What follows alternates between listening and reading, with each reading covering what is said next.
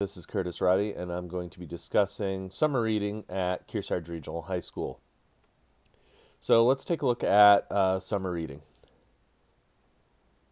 The background of summer reading in our district is that it has been mandated that all students complete summer reading as part of our district initiative. Our school board has mandated that all students complete summer read. Introducing this project is a paramount initiative within our district and needs to become a priority within our building. Taking a look at the background specifically at the high school, the English department has been responsible for assigning and assessing summer read for years. However, there has been much angst about this process as well as the pressure it puts on English teachers at the beginning of the year. English teachers have traditionally assigned students an essay to complete by the end of the first week of school.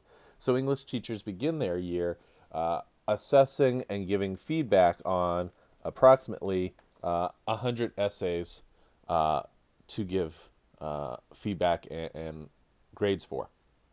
So if you're an English 9 teacher, you're giving much more feedback due to the students' writing ability than you would an upperclassman teacher. And upperclassman teachers, more often than not, don't have as many students actually completing the assignment because the students don't feel as though it's important. And we'll talk about that in a bit. So, what is the educational issue? We want our students to be year-long and lifelong learners at all levels of education, and summer read ensures that. Avoiding summer slide is an educational issue that is paramount to our students and ensuring their success. Summer slide is the regression of a student's progress from a previous year where students' learning takes place. So by students completing summer read, they actually have that ability to continue their cognitive learning throughout the summer and ensure that they do not regress. Student voice. As we take a look at this initiative, it is truly imperative to understand that student voice is essential. We see that students should have this voice at Kearsarge Regional High School, and over the past 5 years, we've worked to improve student voice. And student voice has played a much more significant role than it ever has at our high school. So improving summer reading for our students to have a greater voice in their novel selection than they have ever had in the past, and allowing students to have an authentic way in which to exhibit competence is key.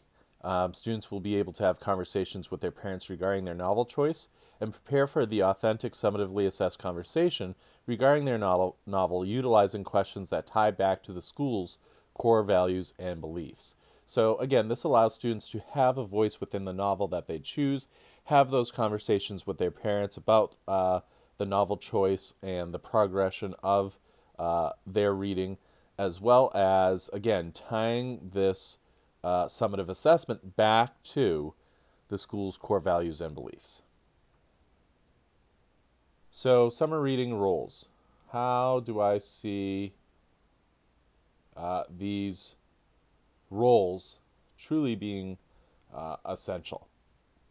As a school leader, I envision my role in being to craft the new summer reading initiative. I see my role as it stands to really take a look at the initiative itself, implement the initiative, and reflect upon the initiative. I would see myself as the chair of our summer read committee. I would see having our reading specialist there, since she is highly qualified in understanding the differentiated Lexile scores, as well as assisting teachers and students with their book choice. I think would be key. Having our principal there, again, ensuring that our principal is there for due process, I think, is essential as well to any initiative. To have your principal sign off, give that seal of approval, uh, indicates again to the public, to the staff, to the students themselves that this initiative is essential. Having our assistant superintendent there as well, again, will be essential as we integrate her role in multiple ways. I do not see her as a placeholder. I do not see her as just a namesake. Um, I see her being vital within the committee itself to ensure that she can fully articulate the K through 12 summer reading initiative and give us that understanding of what the other schools are doing in relation to the high school for summer read. Having our assistant principal for grades 9 and 10, I think, as well, would also be essential so that she can, again, head down to our middle school to help transition those incoming ninth graders with our guidance department and our principal as they go down to talk about course selection. She can really assist in providing information regarding summer read to these students and, again, those middle school teachers within the 8th grade year that here's what the high school is doing, here's what the expectation is, and we are not just leaving folks behind. Having two social studies teachers, I believe, would be key. One at the 9th and 10th grade level, I would prefer, and one at the 11th and 12th grade level. So again, they can go back to their global studies department and discuss with folks the opportunities that summer read truly has.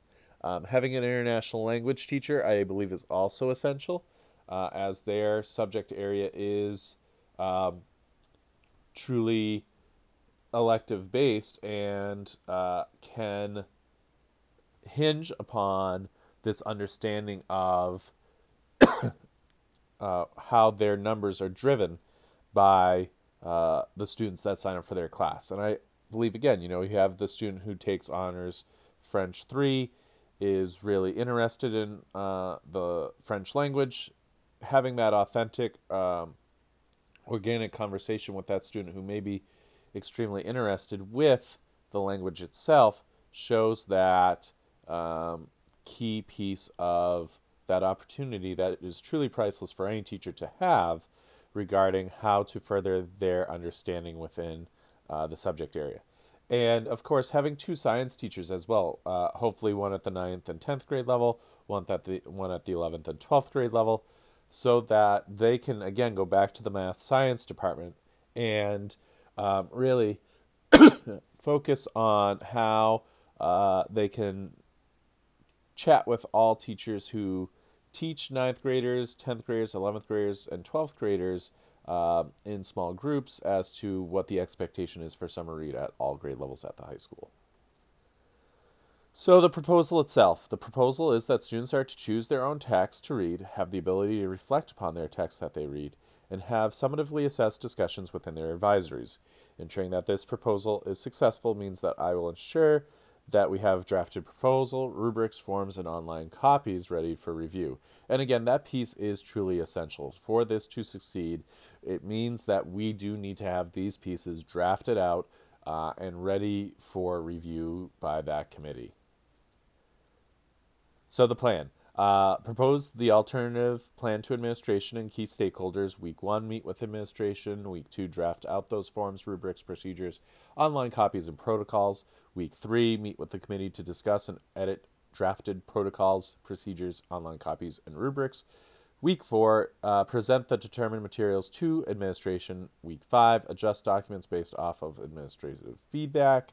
And then lastly, present the faculty the new summer reading initiative within week 6. And as you can see here, I've hyperlinked an organizational chart that shows what I would hope for my principal to focus on, what I would focus on, and then what I would hope for all summer read members to focus on as well.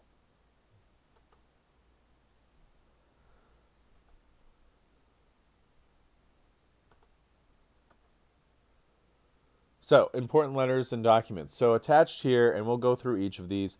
First is the letter home that I drafted out to folks, um, excuse me, about the Summer Read Initiative, indicating again that it is weighted at 5% in each of their core classes, when the report out date would be, and that again, this is a 9 through 12 initiative that is being undertaken by the high school itself. Next, I have our facilitation questions to give to faculty members. Some faculty members I can envision will be asking how can they effectively lead a conversation, and these questions will truly help those folks take a look at that. And again, we have advisors who will be assessing students who have never been teachers and some who have been teachers but not for quite some time. So these questions will help those folks ensure that this summative conversation goes off without a hitch. Lastly, here we have some notes for the actual report out date that I've drafted up. Again, just kind of a checklist for folks to understand that we have that key piece of the questions themselves to move the discussion forward. We have the rubrics, important feedback, attendance, so on and so forth. All of the logistical items needed to carry off this initiative on the actual day of. Next,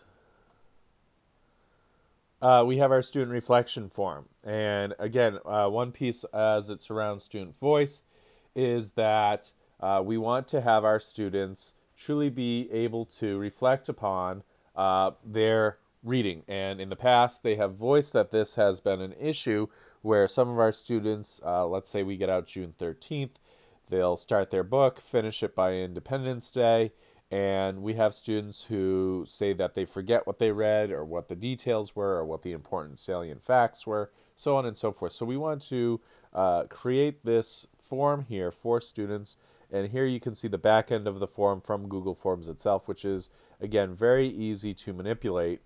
And on the front end here, what students would see, again, they fill out their first name, last name, what grade they're in. From the drop-down menu here, the title of their book, who's the author, who's their advisor, what genre, so on and so forth. And then what I did was I took those facilitation questions, chopped those in half, and giving students the opportunity to answer two of these questions here for folks as it pertains to the text. And then, again, being able to answer another two questions as well. And again, you'll see some questions that tie back to our core values and beliefs that truly help the student take a look at the text in an authentic manner.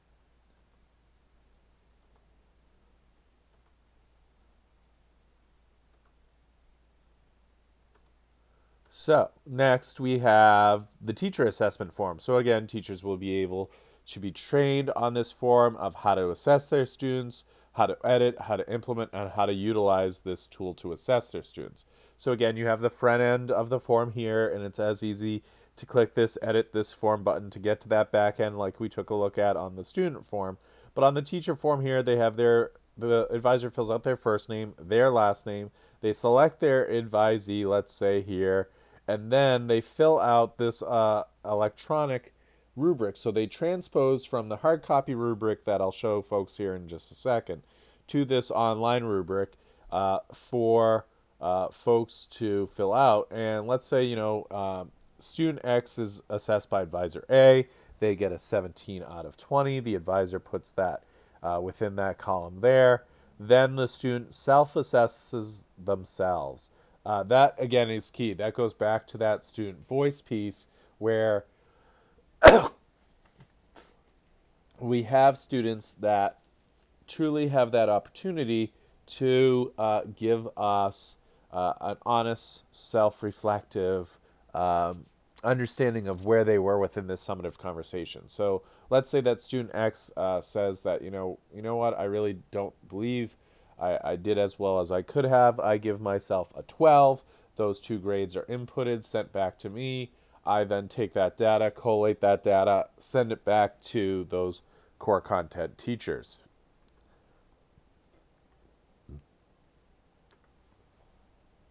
All right, so now the rubrics themselves. And the rubrics are the same for students and teachers. So here's the self-assessment rubric, which again is the same, weighted the same at 20 points, has all the same categories that we took a look at on the online form itself for us here. And when we take a look at the teacher assessment rubric, you'll see here that, again, same rubric, worth the same, 20 points, same categories, same point values, all the same, so that we can truly show students that we value their self-reflectiveness within their learning.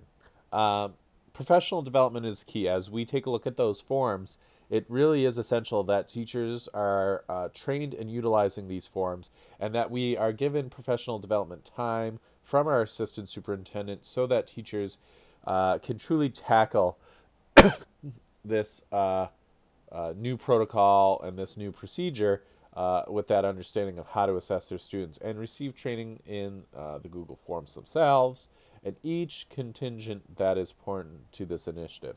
Also, talking with our principal about utilizing faculty meeting time so that teachers have that opportunity to transpose those rubrics over from hard copy to the electronic form will be key so that faculty members truly, again, have that opportunity to be able to assess their students in a meaningful manner.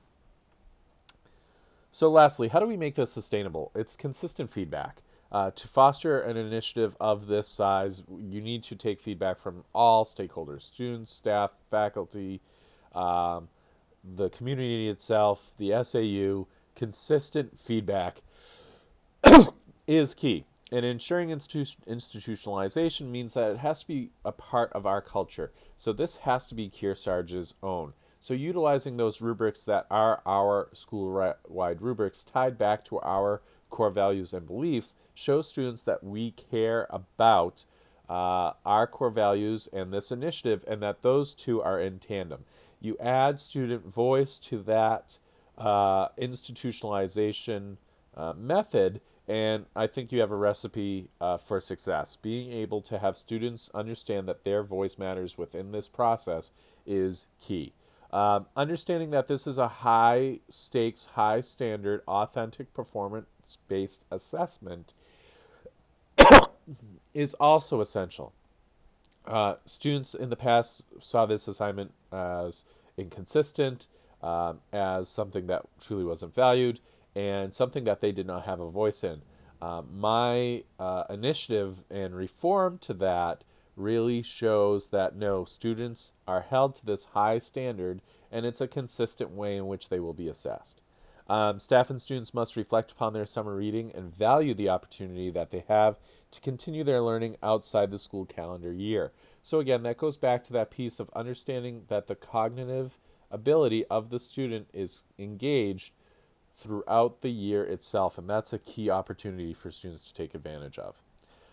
Again, if you have any questions, please feel free to email me at croddy@kearsarge.org, croddy@kearsarge.org, about any questions in regards to our Summer Read initiative. Thank you and have a great day.